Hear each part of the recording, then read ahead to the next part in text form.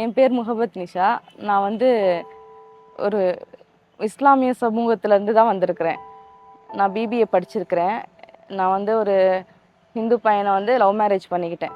Love marriage பண்ணிவிட்டு ஒரு 9 மந்த்ஸ்லேயே என் husband ஒரு ஆக்சிடெண்ட்டில் இறந்துட்டாங்க.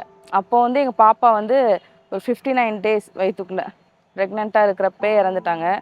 கல்யாணம் வந்து அது நிறைய பிரச்சனைக்கு மத்தியில் தான் நடந்துச்சு. அது நான் வந்து எங்கள் வீட்டிலேருந்து வந்து தான் கல்யாணம் பண்ணிக்கிட்டேன். எங்கள் மாமனார் மாமியார் வீட்டு சைடு சப்போர்ட் எனக்கு. அதனால் எங்களுக்கு அது பண்ணியாச்சு. எங்கள் வீட்டு சைடு யாரும் சப்போர்ட் கிடையாது, யாரும் பேசுகிறதில்ல. இவங்க வீட்டு சைடு சப்போர்ட் இருந்ததுனால கல்யாணம் பண்ணிட்டோம். பண்ணிவிட்டு அவங்க வந்து நாங்கள் கோயம்புத்தூரில் இருந்தோம்.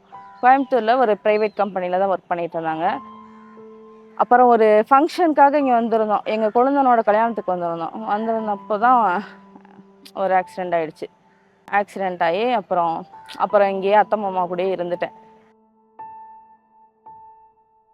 பல பேரோட பேச்சுக்கு மத்தியில் வந்துட்டோம், நல்லா இருந்துருவோம்னு நினச்ச இடத்துல அவங்க இல்லைன்றதுனால அதை ஏற்றுக்கிறதுக்கே, அந்த இறந்துட்டாங்கன்றதை ஏற்றுக்கிறதுக்கே ஒரு 3-4 நாள் ஆயிடுச்சு. என்னால் சுத்தமாக அதை அக்செப்டே பண்ணிக்கிற முடியலை.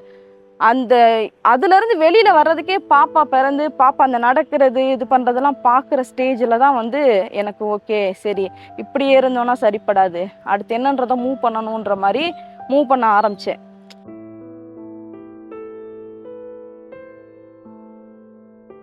ஸ்டிச் பண்ணுவேன். நான் ஸ்டிச் பண்ணுறதுனால ப்ரெக்னெண்ட்டாக இருக்கிறப்பயுமே ஸ்டிச் பண்ணுவேன். தச்சுக்கிட்டே படிப்பேன். சாயங்காலம் உட்காந்து தைச்சேன்னா காலையில் உட்காந்து படிப்பேன். மைண்ட் எப்படியாவது அதுலேருந்து வெளியே வரணும். ஒரு 2 வருஷம் ஆச்சு எனக்கு அதுலேருந்து வெளியில் வர்றதுக்கு 2 வருஷம் ஆச்சு. அந்த 2 வருஷத்தையும் எனக்கு ஹெல்ப் பண்ணது இப்படி அப்பப்போ படிக்கிறது தான்.